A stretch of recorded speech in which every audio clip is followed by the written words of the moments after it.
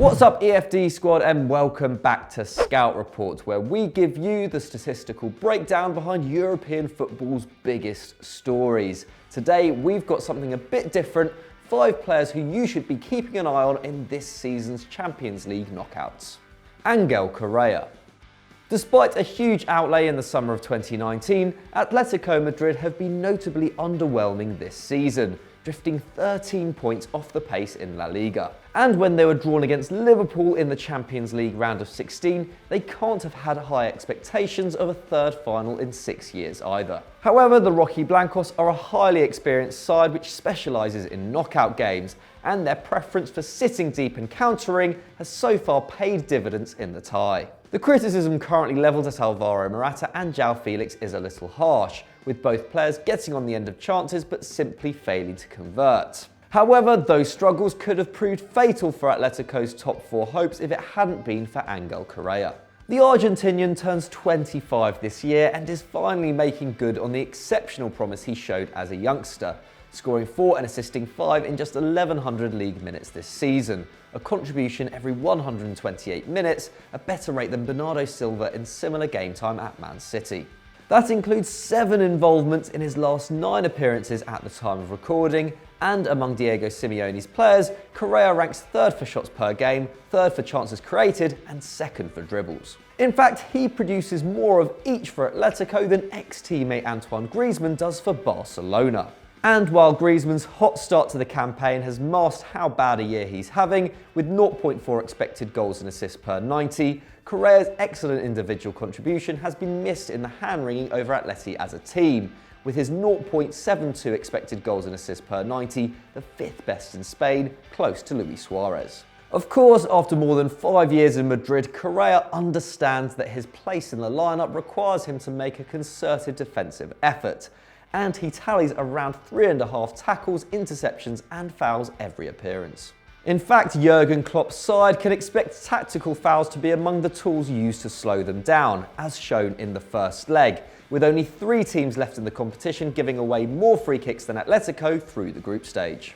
Okay, so as you're watching this, there is still a daunting second leg at Anfield to play, but regardless of the outcome, Angel Correa deserves credit for the way he has shouldered a heavy burden this year. Linked with a switch to Milan just 6 months ago, the 24-year-old may well have done enough to secure his place in Diego Simeone's plans. Before we move on to our next player, just a quick reminder to please hit that subscribe button and the notification bell if you haven't done so already, so you never miss another great EFD video like this one.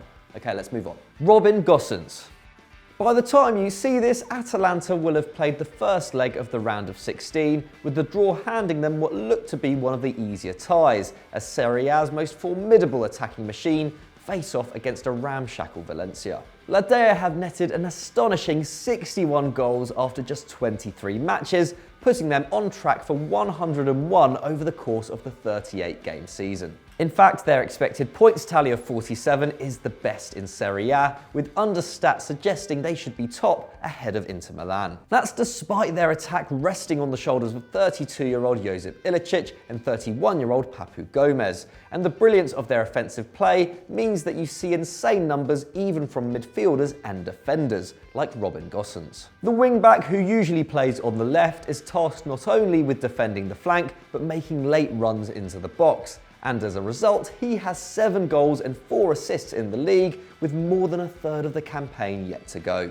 Only 6 players in the squad take more shots than him, and these aren't even a fullback's pot shots from distance, with 80% of them coming from inside the box. Between his chances created and shots taken, the Belgian racks up 0.4 expected goals and assists per 90 minutes. That's the same as Emiliano Buendia and Nicola Pepe in the Premier League to date, and suggests that even if Valencia, who allow 15.5 shots per game, the second most in La Liga, can find a way to deal with Ilicic, Gomez and Luis Muriel, Gosens' ability to get into the penalty area could present him with scoring opportunities. But this isn't a Marcos Alonso situation, with a defender shirking their real job to seek glory up the field. With 4.1 tackles per 90 minutes, only 4 players made more challenges than Gosens in the Champions League group stage, and overall, he won possession close to 6 times a game, a rate bettered only by Jose Luis Palomino among the Atalanta squad. Just 25 years old, Gosens' season might be enough to attract interest from around Europe this summer,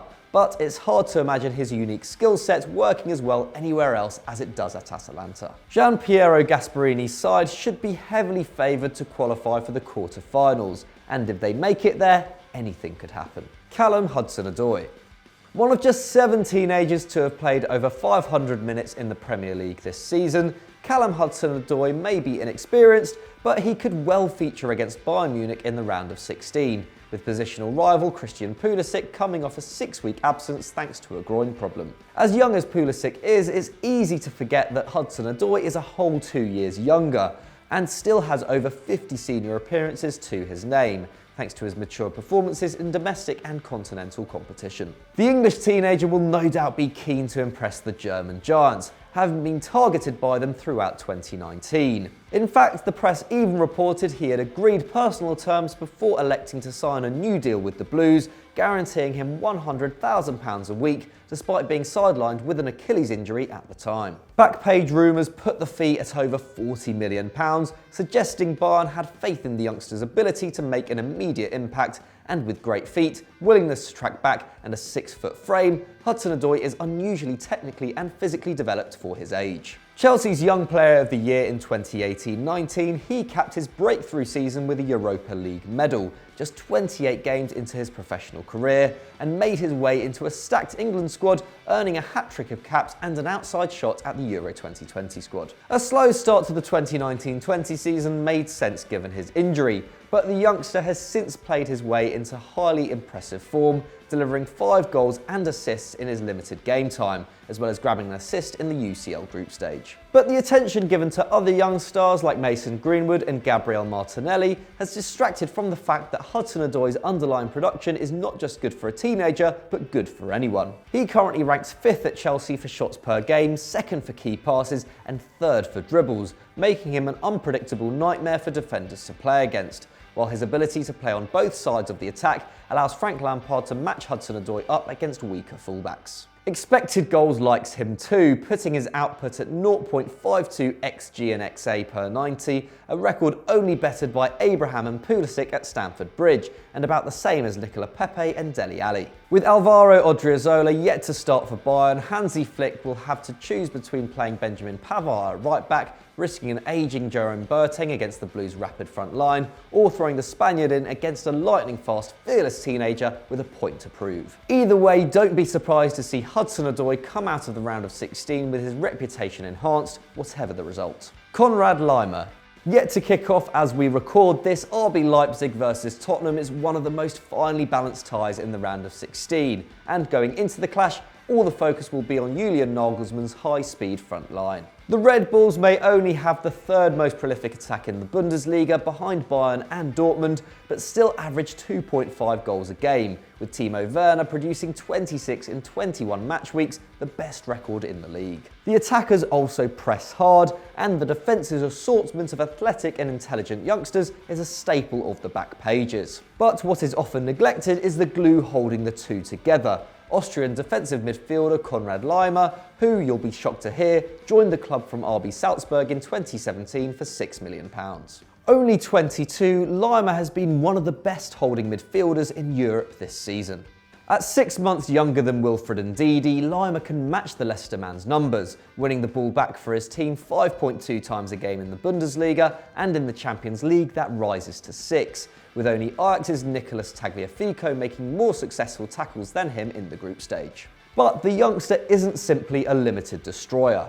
Where once he might have filled a role either as a 6 or an 8, he is now the best two-way midfielder at the club, as shown by Nagelsmann's sale of vice-captain Diego Demme to Napoli in January, and his willingness to bench top prospects like Ampadu, Adams and Haidara, who have played a combined 949 minutes to nearly 1,500 for Laimer.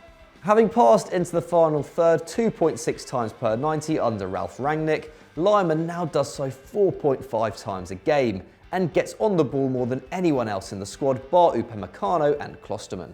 When there's space to drive forward, he can do that too, racking up 1.7 completed dribbles per 90 this season, good enough for third in the Leipzig squad and among the top 20 central midfielders in Europe for take-ons. Add to all this 4 goals and assists in 17 starts and an impressive stint playing as right-back last season, and you have one of the most underrated and rounded young midfielders left in European competition. Rodrigo Bentancur. It's odd to imagine anyone under the age of 25 being an integral part of Juventus, a side which has always seemed designed to test just how old a team can be and still win Serie A. But with Matthijs de Ligt arriving in 2019, a new, more youthful Juve seems to be on its way, with the Dutchman marshalling the back line and 22-year-old Rodrigo Bentancur pulling the strings in midfield. With Aaron Ramsey and Adrien Rabiot arriving in Turin on frees in the summer of 2019, you'd have been forgiven for expecting Bentancur to see limited game time, and the Uruguayan does have only around 1,100 league minutes to date. But surprisingly, that's still more than both the Frenchman and the Welshman, ranking Bentancur among Sarri's 11 most used players this year. Little wonder given the reliance on Miralem Pjanic and a 32-year-old Blaise Matuidi, as well as the January departure of Emre Can. Usefully, Bentancur is capable of filling multiple roles in the centre of the park. An active and athletic defender, the former Boca Juniors man is top of the squad for both tackles and interceptions per 90 minutes, racking up around 4.3 put together.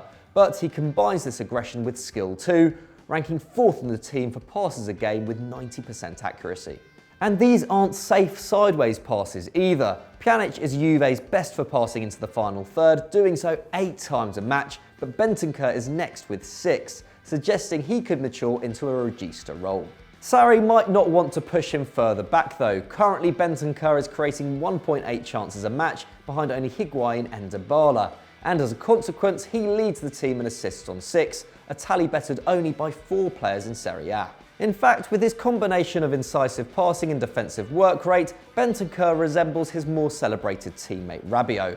And just like the ex-PSG star, he can also move possession forward with the ball at his feet, completing 1.4 dribbles each match. Multi-skilled midfielders are fast becoming some of the most prized players in the game, and like Lo Celso, Ndombele, Keita and Pogba, it's highly likely that Bentancur would attract mega money offers if he didn't already play for one of the continent's super clubs.